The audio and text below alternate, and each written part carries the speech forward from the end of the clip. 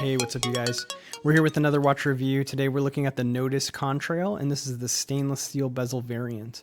A little background on Nodus. I was first exposed to this brand at Wind Up San Francisco. They had a booth set up there, and I saw some of their watches, and I was very impressed. I didn't purchase one at that time, but I did see this watch pop up used, and I jumped on the opportunity to get it. I really wanted one of these contrails to check out.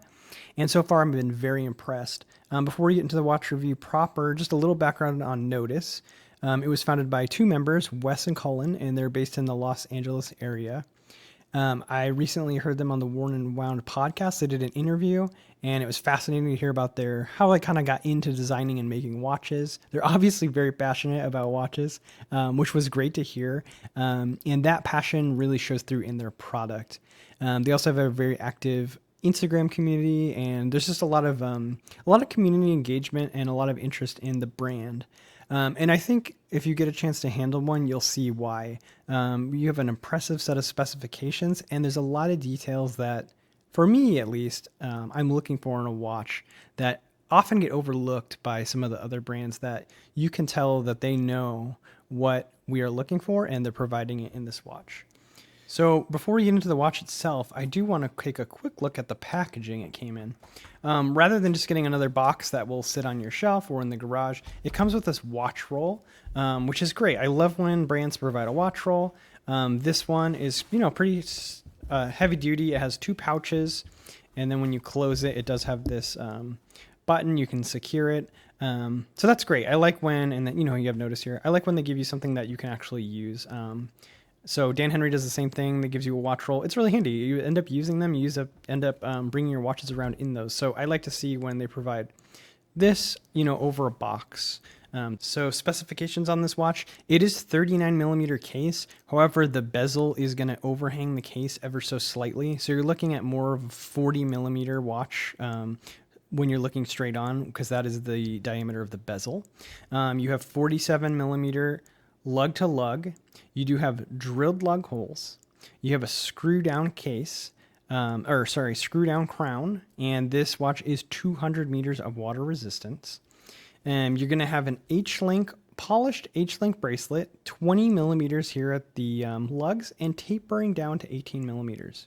It's going to jump back up to 20 millimeters on the clasp itself. You do have a Nodus engraved in the safety clasp, and then you're going to have a double push deployant, and you're going to have a proper milled clasp, no pressed metal here. These are screw links, and they're screwed on, so you only need the screwdriver on one side, so it's very easy to size. Then on the case back, you do have it's etched in. You have these three jets with their contrails. It says designed and assembled in Los Angeles, the Nodus Contrail, and has a serial number.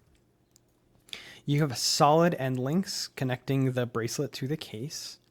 And then you have a sapphire with AR coating. I believe it's green anti-reflective coating. You don't really notice it because the dial is so blue, but you do have anti-reflective coating, and this is a box sapphire, which is really cool. So it sticks out above the case, which does increase the thickness. I believe the thickness is 11 or 12 millimeters, but you do add like a full millimeter, maybe a millimeter and a half with this box sapphire. But box sapphires are really cool because you get that pronounced crystal, but you don't get any of the distortion you would get on the edges with a domed sapphire. So you still kind of get that popped out sapphire, which is cool, without the distortion. Kind of just a design choice. And you can see it's a pretty good coating of AR. I'm not getting a lot of reflections. If I get directly into a light, you're obviously going to see it, but there's not a lot of incidental light. So the AR coating is well done. A few other details on the clasp. You have six micro adjustments. This is one of those details that really shows that Nodus is listening to what we want. 6 micro positions is going to make sure you get a really good fit, especially with an H-link bracelet. It can be difficult to get the right size. Screw links is something that we really appreciate when we're sizing. Drilled lug holes is something we really appreciate.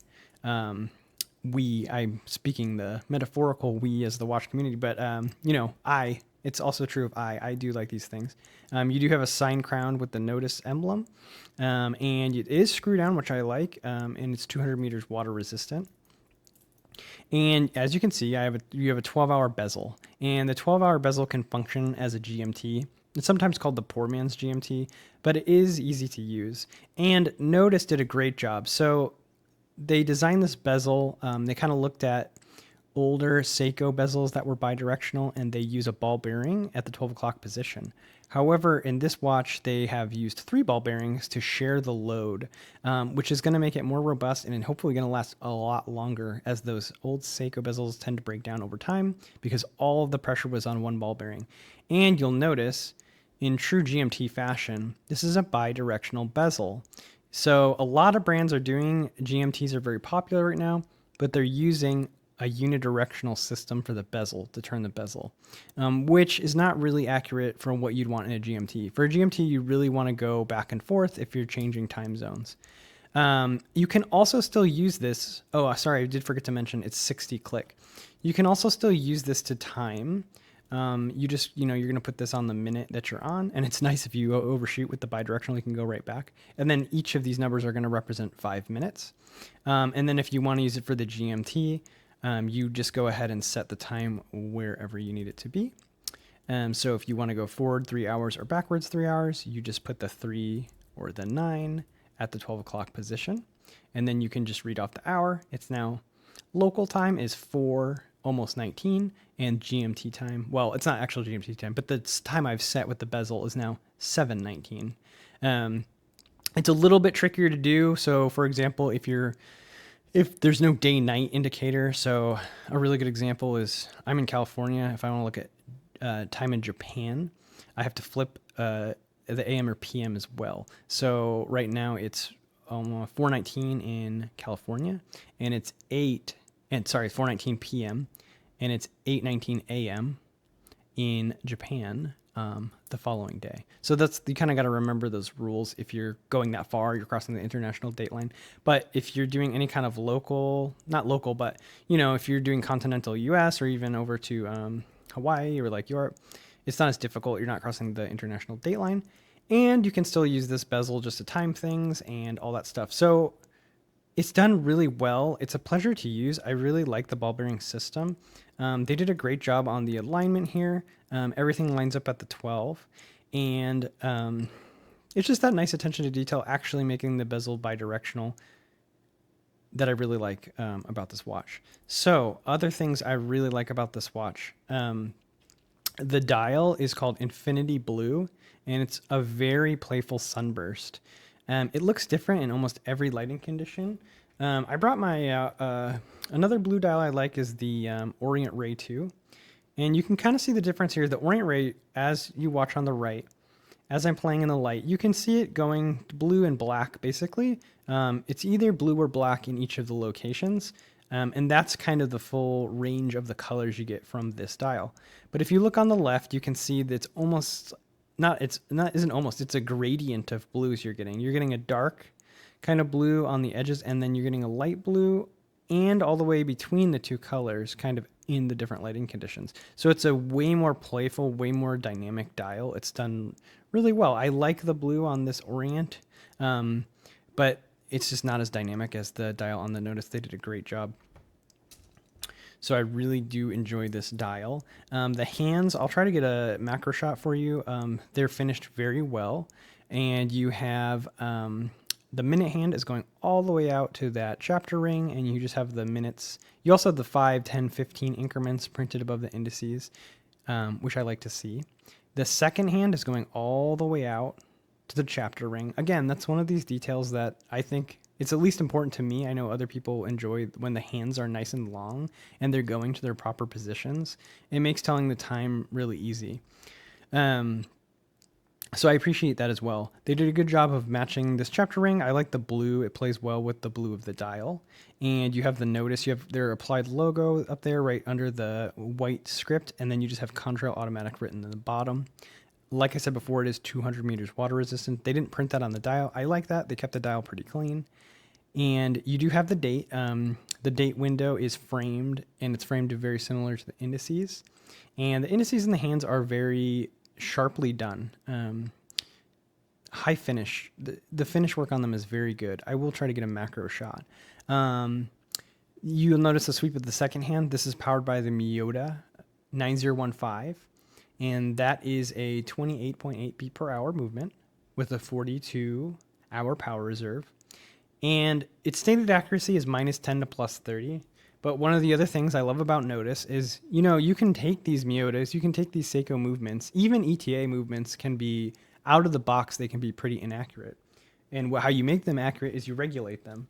And not only did Nodus regulate this watch to 4 positions, I love that they included the time regulation in the 4 positions that they do on this nice little card. So I can see that they regulated crown up to -1 second, crown down to -3, and then 12-hour down and dial up to +6 seconds a day.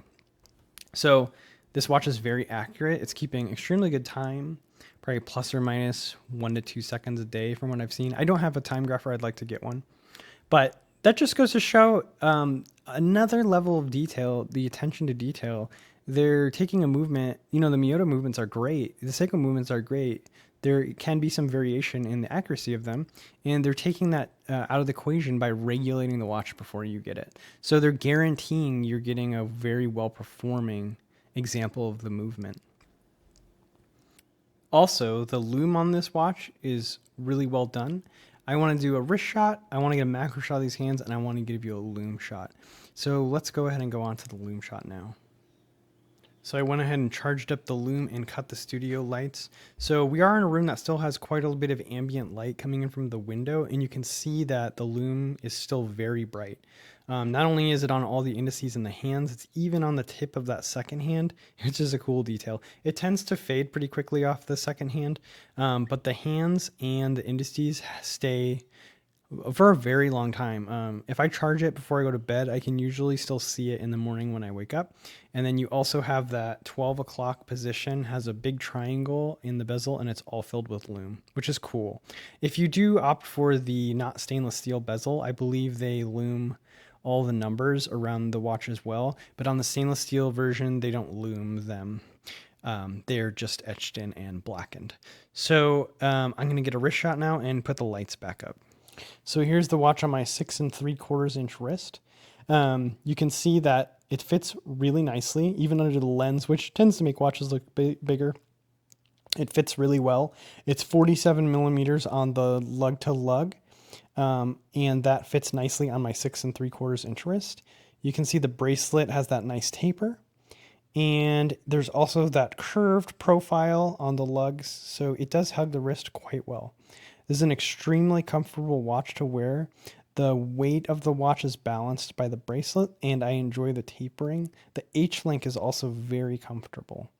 Let me get you a macro shot of the hands. And here's a macro shot for you guys. We're in pretty close here, but you can see that there's really good finishing on the indices there. It's kind of cool. They did a thing where the loom is kind of filled and it's almost unfinished towards the inside of the dial. I like that effect, and you can see the hands are very well finished, and you can see that second hand creeping around there, and you can kind of see some of the more of the detail of that really beautiful sunburst dial. So I'll pull back out and we can do some closing remarks on this watch. So overall, I've been extremely impressed by the Nodus Contrail. I believe they're all sold out on the site. These run about $600 MSRP on their website, kind of depending if you get what kind of bezel you get. They have the flush bezels as well. But Nodus has indicated in the interview that they want to continue to make these models, kind of updating them, making small improvements, and maybe adding new dial colors, things of that nature. So you should keep an eye on the store for the Contrails we're going to return. Maybe we'll get some new color variants. I'm really excited to see what they're going to do with it. I really have almost zero complaints about this watch. I think for the price you're paying, you're kind of nailing price point. And what I mean by price point is you're not really paying for the brand name. Even though this is, it's only been around for 2 years. I think it's a great brand. They show a lot of engagement with their consumer base. You're not paying for the luxury, like a luxury status part of the brand. you're paying a good price for the features you're getting and the fit and finish that you're getting. A couple things I did forget to go over. The finishing on the case is really well done. You have brushed, but then you have these beautiful bevels that are high polish. It's just executed extremely well. And then this bracelet is really comfortable to wear. It articulates all the way down. All of the links articulate extremely well. I guess my only complaint about this watch is on the clasp. It does tight, very secure, fits very securely. This keeper, this like little safety, you might say, it tends to have a little play in it. It rides up a little bit like that. But to be honest, I mean, it could be a little tighter, a little bit tighter tolerance, but that's really the only thing maybe I can complain about on this watch. Other than that, I think you're getting a really, really comprehensive and good package with a lot of details thought out for the price you're paying. So in closing, I'm really happy with this watch, and I will be looking to Nodus for future releases. I think they're a really impressive brand, and I'm excited that I got to experience this one. All right, we'll see you guys in about a week.